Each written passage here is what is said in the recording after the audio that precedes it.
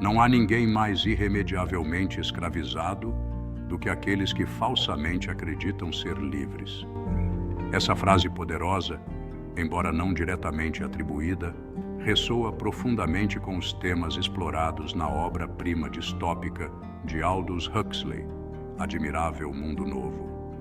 A ilusão da liberdade é uma ferramenta poderosa, talvez até mais insidiosa do que a opressão direta. Ela acorrenta indivíduos com grilhões invisíveis, convencendo-os de que suas escolhas são suas, enquanto sutilmente manipula seus desejos e aspirações. Este ensaio mergulha na natureza enganosa da liberdade percebida em nosso mundo moderno, traçando paralelos a partir do romance assustadoramente profético de Huxley e da sociedade contemporânea. Exploraremos como a tecnologia, a gratificação instantânea e a distração constante podem agir como instrumentos de controle, minando a verdadeira liberdade. A busca pelo prazer e conforto, frequentemente apresentados como marcadores de uma sociedade progressista, podem, na verdade, ser armadilhas habilmente disfarçadas. Ao borrar as linhas entre a felicidade genuína e a satisfação fabricada, aqueles no poder podem manter o controle sem recorrer à força bruta.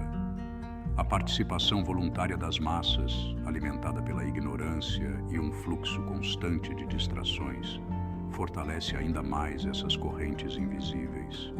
Junte-se a nós nesta jornada instigante, descascando as camadas do nosso mundo, aparentemente libertado para revelar os sutis mecanismos de controle em ação. Somos realmente tão livres quanto acreditamos, ou estamos vivendo em uma ilusão cuidadosamente construída, inconscientemente renunciando à nossa autonomia por uma sensação fugaz de conforto e felicidade fabricada? Liberdade, um conceito frequentemente romantizado e idealizado, é surpreendentemente subjetivo. O que um percebe como liberdade pode ser a jaula de outro. Essa distinção entre liberdade percebida e liberdade verdadeira é crucial para entender como o controle opera de maneiras sutis. A liberdade percebida prospera na ilusão de escolha. Ela cria um ambiente onde os indivíduos acreditam estar tomando decisões independentes, enquanto, na realidade, suas opções foram cuidadosamente selecionadas e apresentadas. Imagine um cardápio ostentando uma extensa seleção de pratos, cada um mais apetitoso que o anterior. A mera variedade cria uma ilusão de escolha ilimitada.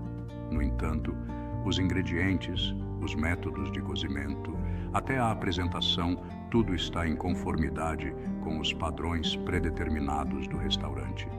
O cliente, apesar de se sentir fortalecido pela vasta seleção, permanece confinado dentro dos limites culinários estabelecidos pelo estabelecimento.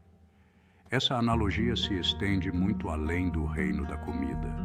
Nosso mundo moderno nos bombardeia com escolhas, de produtos de consumo a opções de entretenimento, planos de carreira e até ideologias.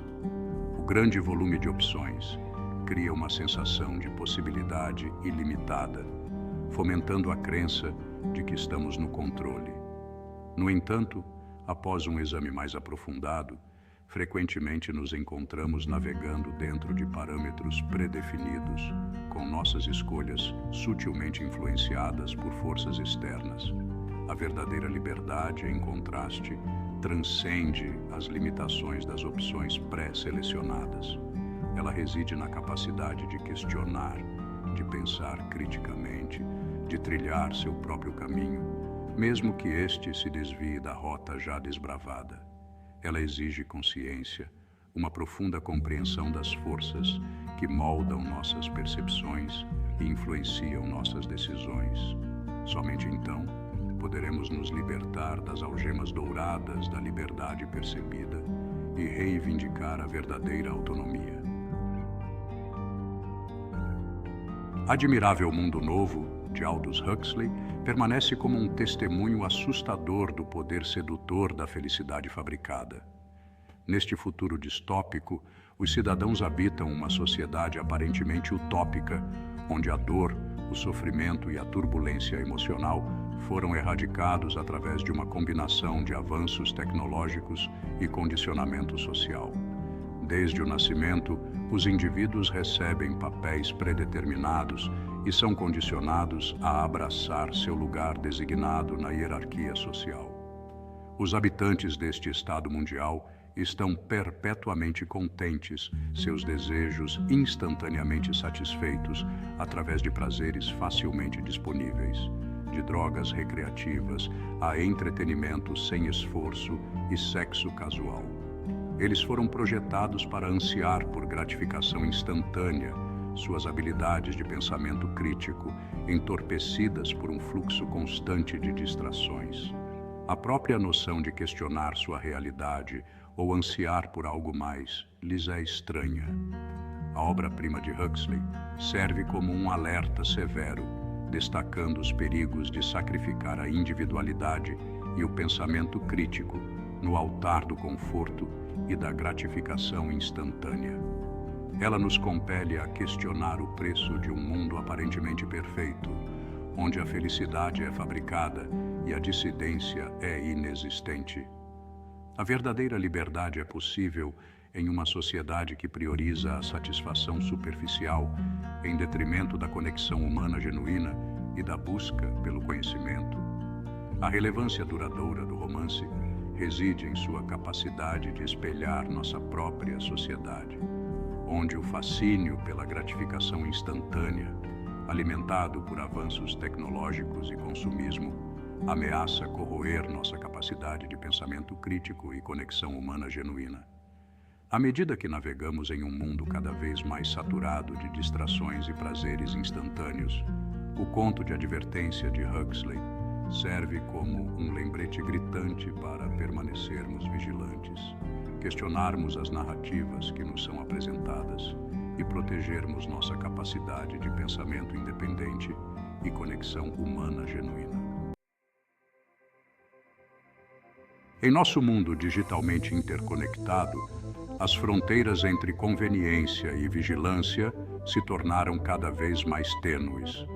As mesmas tecnologias que prometem simplificar nossas vidas e nos conectar a uma comunidade global também têm o potencial de erodir nossa privacidade e autonomia de maneiras sem precedentes. Plataformas de mídia social, mecanismos de busca e varejistas online coletam grandes quantidades de dados sobre nossas preferências, hábitos e até nossos pensamentos, criando perfis digitais detalhados que podem ser usados para influenciar nosso comportamento. Essa coleta de dados generalizada cria um panóptico digital, um termo cunhado pelo filósofo Jeremy Bentham para descrever uma prisão, onde os presos estão constantemente sob vigilância, com cada movimento examinado. Embora não estejamos fisicamente confinados dentro das paredes de uma prisão, o monitoramento constante de nossos rastros digitais pode ter um efeito assustador sobre nossa disposição de expressar opiniões divergentes ou participar de atividades consideradas indesejáveis por aqueles no poder. O fascínio da conveniência muitas vezes nos cega para as consequências potenciais de entregar nossos dados tão facilmente. Abraçamos recomendações personalizadas, publicidade direcionada e a facilidade com que podemos acessar informações e nos conectar com outras pessoas online, frequentemente deixando de considerar as implicações a longo prazo dessa vigilância constante. Quanto mais dados cedemos, mais poder concedemos a corporações e governos para moldar nossas percepções, influenciar nossas escolhas e, em última análise, controlar nossas vidas. À medida que a tecnologia continua avançando em um ritmo sem precedentes, torna-se cada vez mais crucial encontrar um equilíbrio entre aproveitar seus benefícios e proteger nossa privacidade. Devemos permanecer vigilantes, exigindo transparência das empresas que coletam nossos dados e defendendo políticas que protejam nossos direitos digitais. Só então poderemos navegar no cenário digital sem sacrificar nossa liberdade e autonomia. Huxley não estava sozinho em suas preocupações. Ele conhecia os trabalhos de B.F. Skinner. Skinner, o renomado psicólogo de Harvard, cujos experimentos com ratos revelaram algo profundo sobre o comportamento humano. Skinner desenvolveu o conceito de condicionamento operante, que de maneira simples mostrava como o comportamento de um organismo podia ser moldado através de recompensas e punições. Nos experimentos, Skinner manipulava os ratos. Quando um rato fazia algo que ele queria, como pressionar uma alavanca, ele recebia uma recompensa, normalmente comida. Esse reforço positivo levava o rato a repetir a ação. Por outro lado, se o comportamento do rato era algo que Skinner queria eliminar, ele introduzia um estímulo doloroso, uma punição, fazendo com que o rato evitasse aquele comportamento indesejado. Huxley viu nisso algo muito mais assustador. Ele compreendeu que, se era possível condicionar ratos a adotar certos comportamentos com essas técnicas, o mesmo princípio poderia ser facilmente aplicado aos seres humanos. O que Skinner via como uma ferramenta científica para moldar comportamentos, Huxley enxergava como uma arma nas mãos das elites para moldar e controlar sociedades inteiras. Imagine as massas, não mais guiadas pela força bruta, mas por algo muito mais sutil. Recompensas cuidadosamente planejadas que reforçam a docilidade e a conformidade. Um sistema onde as pessoas são condicionadas a amar sua própria servidão, recompensadas com prazeres que garantem sua submissão. Para Huxley, era fácil imaginar um futuro onde as técnicas de Skinner seriam usadas não apenas em laboratórios, mas em escala global, para garantir que as massas permanecessem obedientes, satisfeitas e, o mais importante, incapazes de questionar o poder que as governava. E, de fato, isso ecoava cada vez mais na sociedade que Huxley observava ao seu redor. Huxley levou esse conceito de condicionamento ainda mais longe em Admirável Mundo Novo, ao mostrar como o reforço positivo poderia ser usado em larga escala para manter as pessoas subjugadas sem que elas percebessem. No centro dessa estratégia de controle estava uma droga chamada soma. Soma era o instrumento perfeito para garantir que os cidadãos do Admirável Mundo Novo aceitassem sua servidão de bom grado. Não era uma droga qualquer. Ela oferecia o que Huxley chamou de férias da realidade. Dependendo da dose, ela podia gerar uma sensação de euforia, alucinações agradáveis ou até atuar como um poderoso sedativo, garantindo uma fuga completa da vida cotidiana. E mais do que simplesmente anestesiar os cidadãos, soma tinha um efeito profundo no modo como eles percebiam o mundo ao redor. Ao reduzir a ansiedade, eliminar o estresse e promover a aceitação passiva, a droga tornava as pessoas altamente sugestionáveis. Elas eram mais facilmente manipuladas pela propaganda e pelas mensagens que o Estado incessantemente impunha. Era como se soma criasse um escudo protetor que as isolava de qualquer pensamento crítico ou percepção de que estavam, na verdade, sendo controladas. Mas soma não era o único reforço positivo. Huxley também mostrava como a promiscuidade sexual era incentivada e até mesmo institucionalizada como uma forma de distrair as pessoas da realidade de sua condição. O lema "todos pertencem a todos" impregnava a cultura, eliminando conceitos como família ou monogamia.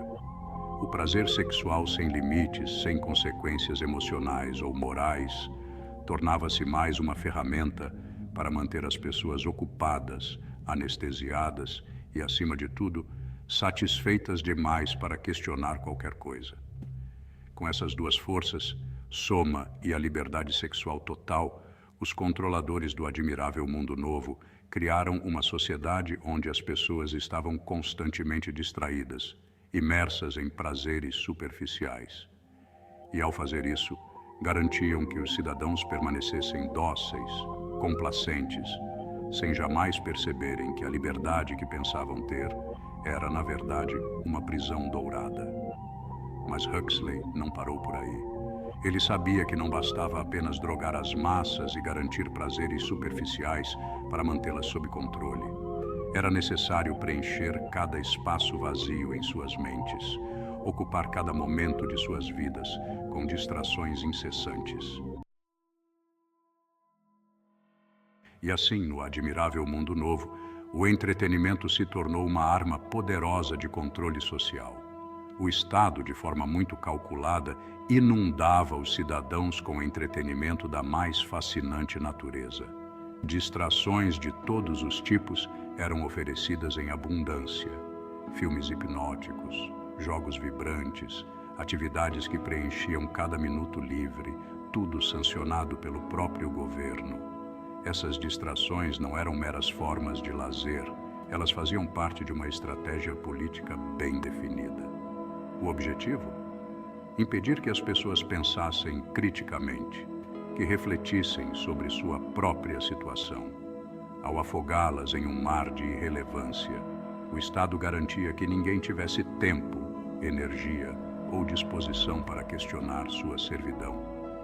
Era, nas palavras de Huxley, um campo de concentração indolor. As correntes que prendiam as pessoas eram invisíveis, mas estavam sempre presentes, entrelaçadas com as diversões que elas tanto apreciavam. E assim, as mentes dos cidadãos eram silenciadas. A distração constante, embalada por prazeres e entretenimento, bloqueava qualquer possibilidade de reflexão profunda. Ninguém parava para pensar sobre o significado de sua vida, sobre sua falta de liberdade ou sobre o controle que os cercava. Por quê? Porque a distração era sempre mais atraente, mais confortável. Afinal, quem quer confrontar a dura realidade quando há algo novo e excitante para assistir ou experimentar? Com esse sistema, o Estado não precisava de repressão violenta. A própria distração, o próprio prazer, faziam o trabalho sujo de manter as pessoas complacentes, adormecidas e incapazes de ver o que realmente estava acontecendo ao seu redor.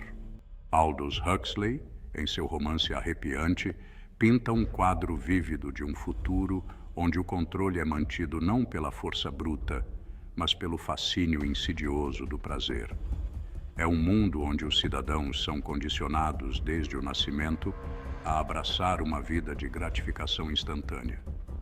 A dor e o desconforto são meros inconvenientes, erradicados rapidamente com uma dose de soma, a droga onipresente que entorpece a mente e alimenta o motor da felicidade. A visão distópica de Huxley, embora escrita décadas atrás, ressoa com uma familiaridade assustadora em nosso mundo moderno. Somos bombardeados com uma saraivada constante de distrações, cada uma competindo por nossa atenção, cada uma prometendo um momento fugaz de fuga. Mas a que custo? Será que nós, como os cidadãos de Pam, estamos inconscientemente renunciando à nossa liberdade e autonomia no altar do prazer?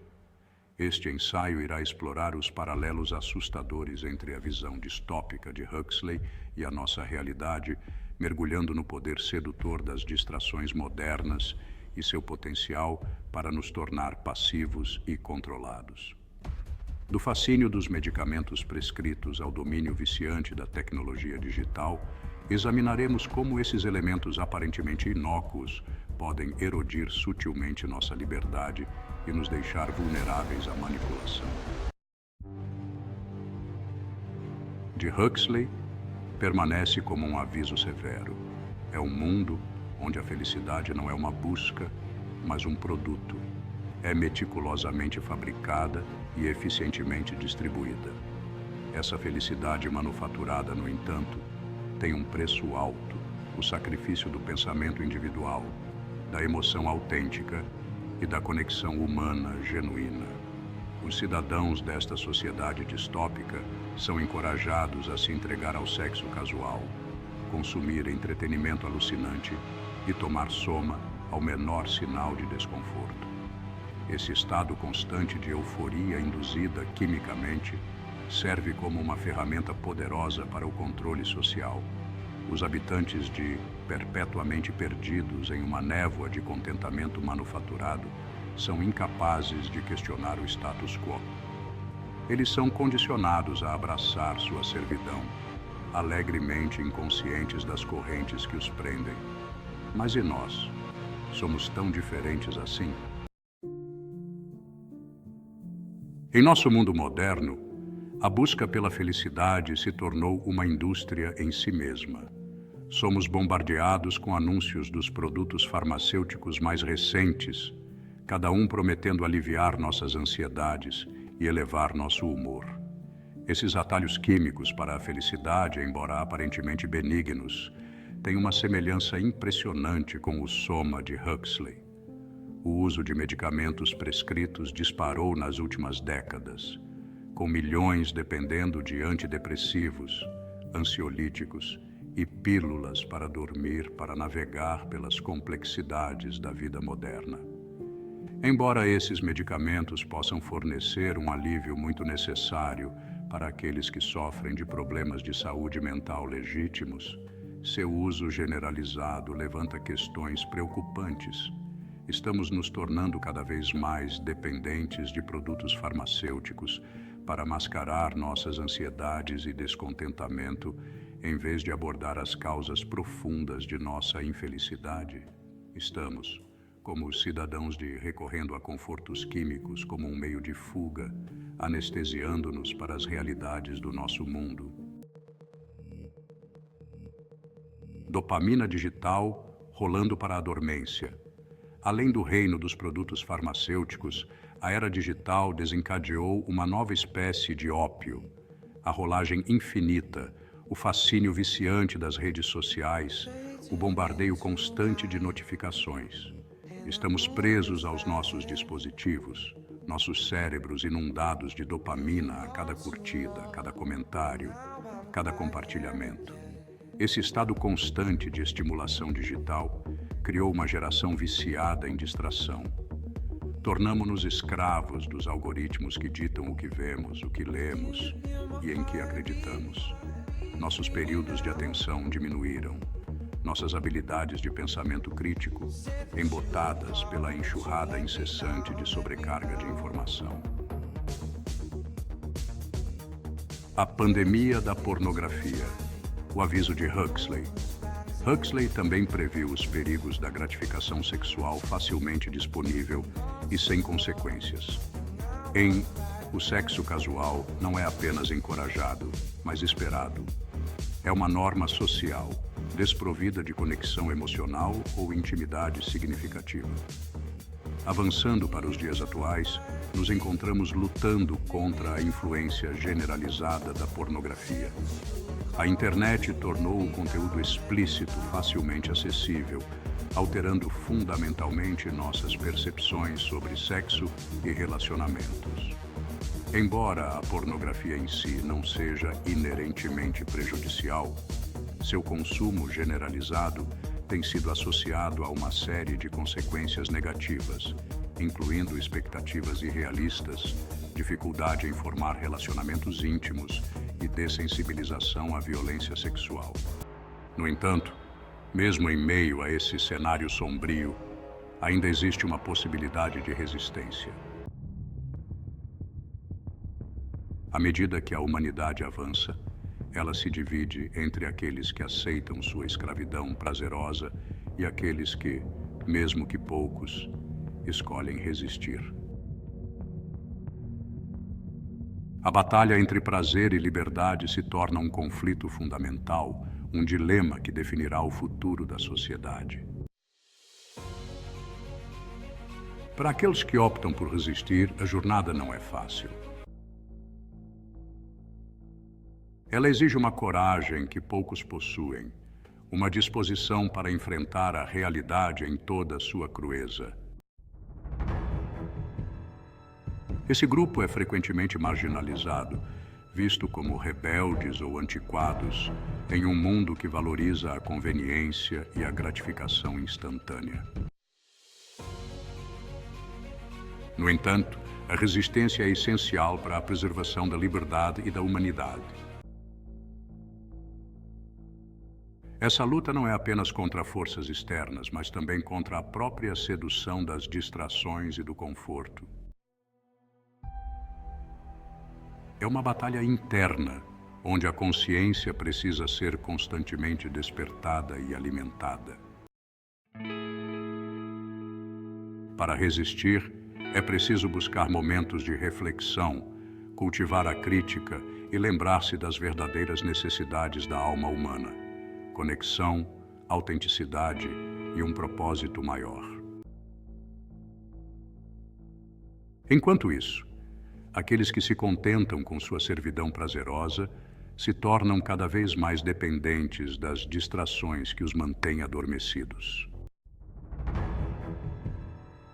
Eles podem não perceber que, ao escolher o prazer imediato, estão sacrificando sua autonomia, sua capacidade de questionar, de sentir e de se conectar verdadeiramente com o mundo ao seu redor.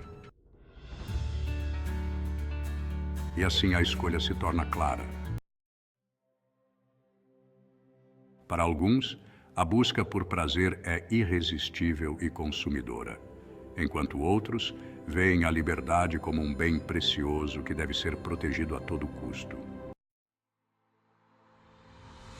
Aqueles que resistem compreendem que a verdadeira liberdade não vem da ausência de dor ou desconforto, mas da capacidade de enfrentar esses desafios e escolher o que realmente importa. Esta divisão poderá moldar não apenas o futuro da sociedade, mas também a própria essência da humanidade.